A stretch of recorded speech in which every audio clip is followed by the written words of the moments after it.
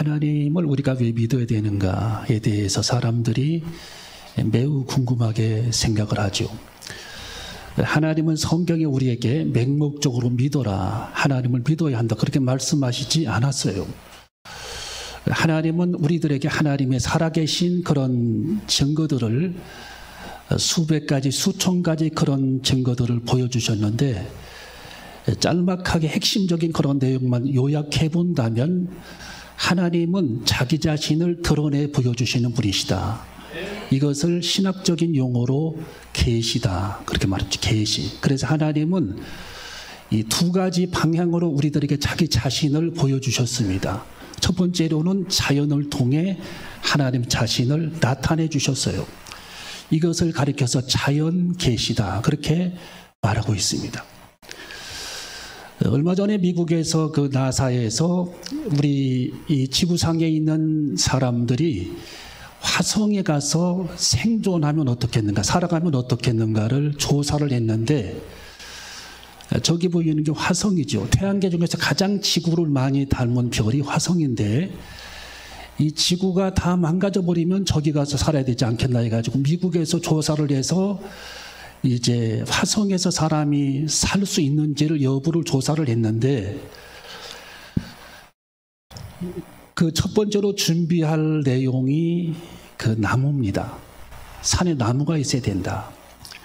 왜냐하면 이 화성에는 그 공기가 산소가 없어요.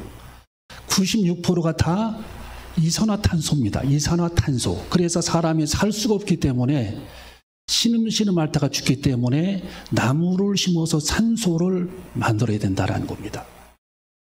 그런데 문제는 나무를 심으면 다 죽게 생겼어요.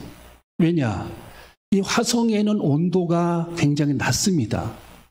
요즘에 우리나라 사람들은 지금 더워서 굉장히 힘들어하는데 이건 사실 축복입니다. 어떻게 보면은. 화성은 날씨가 어떤 정도로 이 추우냐. 가장 이 태양계 중에서 가장 좋은 별이 화성인데, 이 화성에는 날씨가 영하 120도. 그리고 가장 따뜻한 곳이 영하 25도입니다.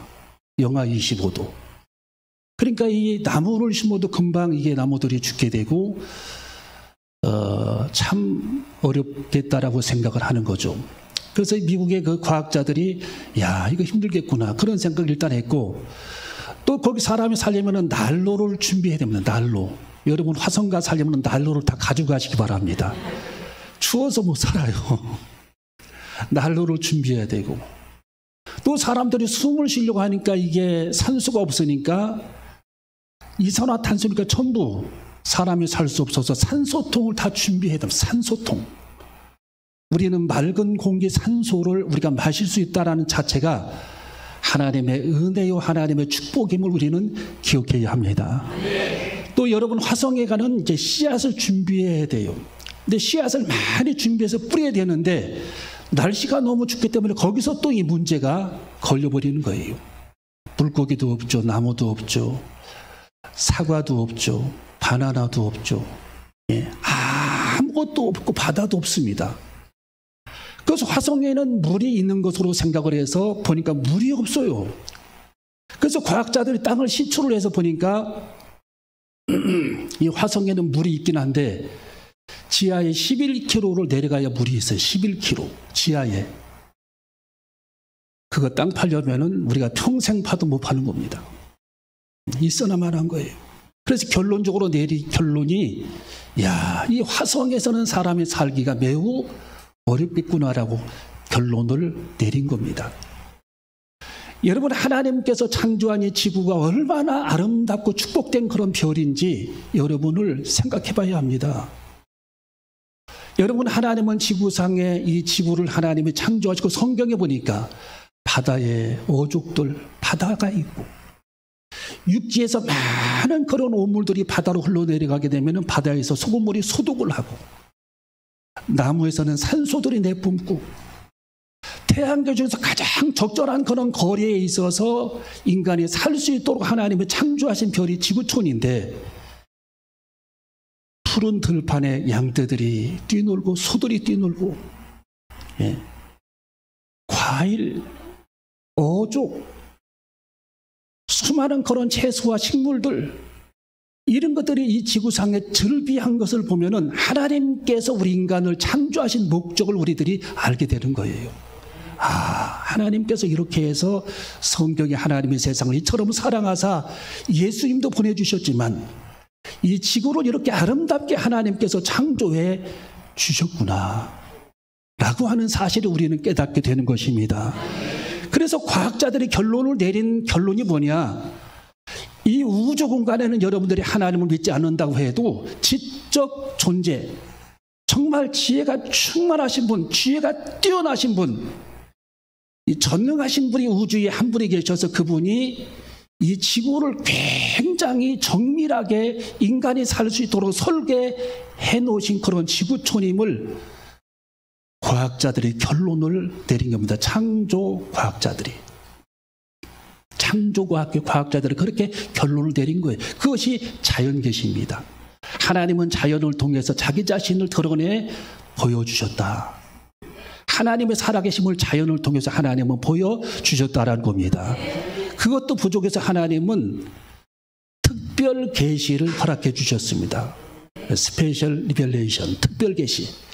하나님께서는 하나님 자신을 우리들에게 보여주심으로 말미암아 하나님의 살아계심을 적나라하게 보여주셨습니다.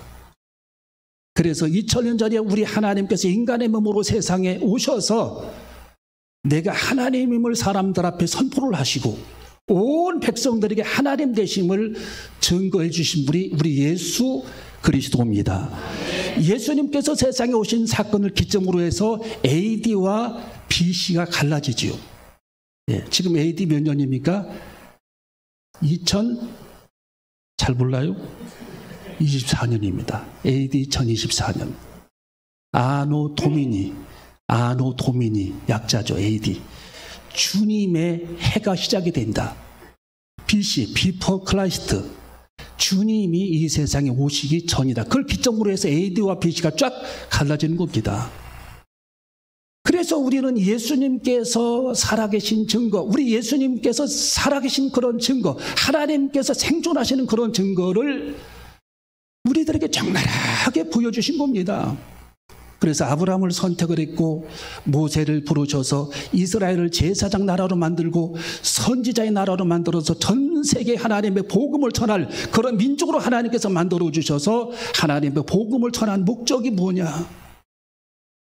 죽음 이후의 삶을 준비하라는 거예요. 이 땅이 우리들의 삶의 전부가 아니다. 식물은 몸만 존재하지만 짐승들은 혼도 존재합니다.